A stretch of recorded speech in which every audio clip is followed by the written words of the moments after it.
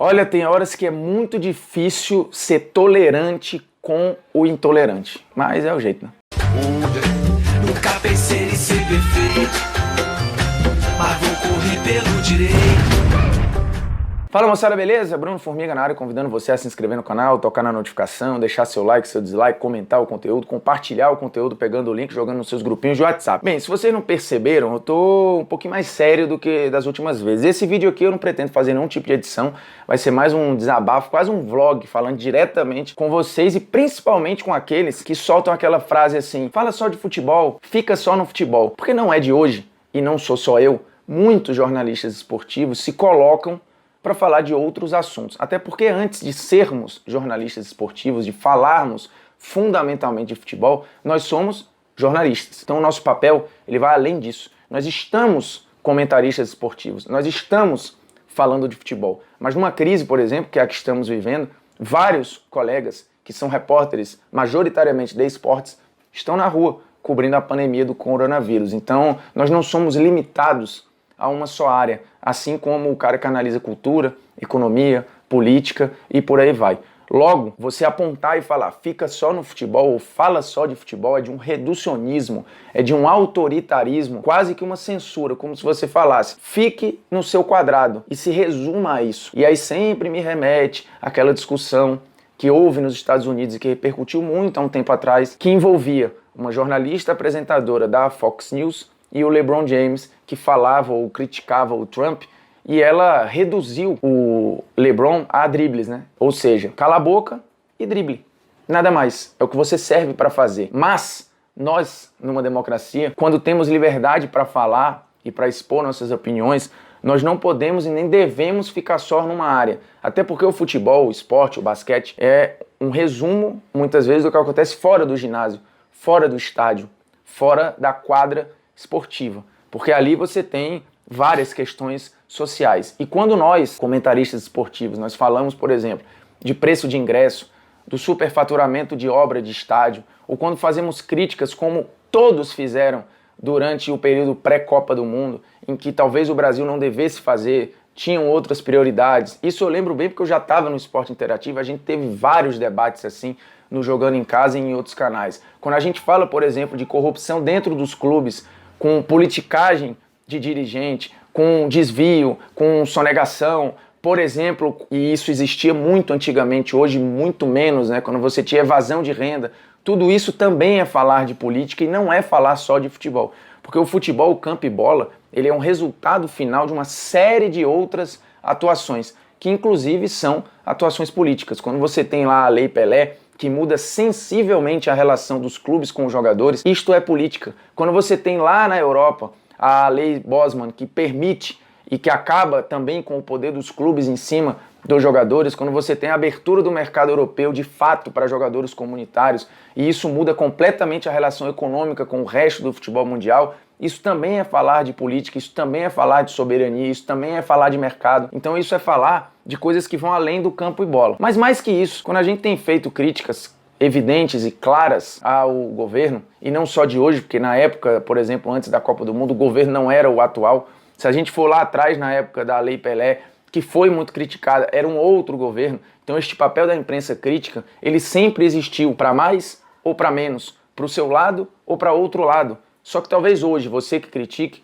se incomode, porque hoje você percebe que a crítica está sendo para aquilo que você defende. Então o seu olhar se incomoda, porque é como se a crítica fosse para você. Só que basta uma pesquisa simples em capas de jornal, em capas de revista, que você vai ver que o discurso do onde vocês estavam em tal ano, ele não se sustenta. Porque a mesma imprensa que hoje é chamada de uma imprensa lixo, que persegue, que faz isso, que faz aquilo, há um tempo atrás era chamada de imprensa golpista, de imprensa elitista, de imprensa isso, de imprensa aquilo. Repito, por isso que você precisa pesquisar. Só que o motivo do vídeo vai mais além. É, como eu disse, o autoritarismo de você reduzir alguém a fale sobre isso, porque é nisso que você é bom. Como se a minha visão de futebol, e aí eu vou falar só por mim, ela não fosse feita de outras visões. Porque quando eu fui crítico a um dirigente, ou quando eu, por exemplo, achei ruim a reforma do Maracanã por não manter a identidade do Maracanã, não por melhorar o conforto do torcedor, tudo aquilo tem visão de mundo que também são visões políticas. E o cara que, por acaso, gosta desta visão, muitas vezes não percebe que isso não é só uma visão de campo e bola. Quando eu falo de outras situações, como, por exemplo, tentar rever o saudosismo e olhar as coisas com mais dados e menos achismo, isso tem a ver também com você ser mais cético. E ser mais cético, ou duvidar mais, não pode ser só no futebol. Você duvida inclusive de dados oficiais, você duvida de versões oficiais, porque esse é o nosso papel, é perguntar, é indagar, é cruzar informações, porque a versão oficial ela é muito mole. Você pode, qualquer dirigente, qualquer presidente, qualquer jogador chegar lá pela sua assessoria falar qualquer coisa e você engolir aquilo como verdade, quando a gente sabe que muitas vezes a verdade está no terceiro, quarto escalão naquela hierarquia. Então este é o papel. E quando você fala, fale só disso, ou você só pode falar disso, é de um reducionismo, é de uma pobreza intelectual tamanha. Primeiro que eu sou pago pelo esporte interativo para falar do jogo, mas o jogo tem outras nuances, como eu falei. Nas redes sociais, que são minhas, eu não sou pago por ninguém. Portanto, eu posso falar do que eu quiser e do que me incomoda. E quando eu estou ali, que é algo pessoal, eu estou falando da minha pessoa física, não é da minha pessoa jurídica. Logo, eu tenho o direito de falar sobre o que eu quiser. E se você estiver incomodado, e não tem problema nenhum você estar incomodado, você pode deixar de seguir, é ok. 2, você pode pelo menos ouvir e tentar fazer ali um debate saudável. Não fale só disso, porque se as pessoas falassem só das suas áreas e você não tivesse algo interdisciplinar, a gente estaria ainda na idade da pedra, né? A gente não teria evoluído de maneira nenhuma. Se você não tivesse hoje uma matemática mais humana ou um jornalismo mais científico, a coisa não teria andado. Porque você não consegue viver só no achismo, você não consegue viver só na sua bolha. Se você não sai da sua bolha, você não anda para frente e aí não tem progresso. Portanto, eu acho a frase lamentável sob todas as óticas e ela tem sido cada vez mais comum. A impressão, às vezes, é com uma repetição, sem nenhuma reflexão de algo já feito, né? Pré-moldado. Ah, eu discordo desse cara, vamos usar essa frase. Procura ler ou procura entender o que está sendo dito para tentar rebater em cima daquilo que está sendo argumentado. Não rebater com um argumento que, na verdade, não é argumento, né? Porque quando você fala só disso, você não está argumentando contra, você está simplesmente querendo encerrar o debate porque, segundo você, aquela pessoa não pode e não deve falar sobre o assunto. Não é nem se ela não tem capacidade, porque se quer isso você checou. Você simplesmente discorda e ponto. E aí não é coincidência que as pessoas que acham isso são as pessoas que discordam do que eu tô falando. E eu já vi isso acontecer, inclusive quando eu falava só de futebol. Por exemplo, cansou de acontecer, enquanto eu morava no Rio, né, o Esporte Interativo tinha a sede lá, a gente falava de clubes de São Paulo, o cara falava, vai falar dos clubes do Rio.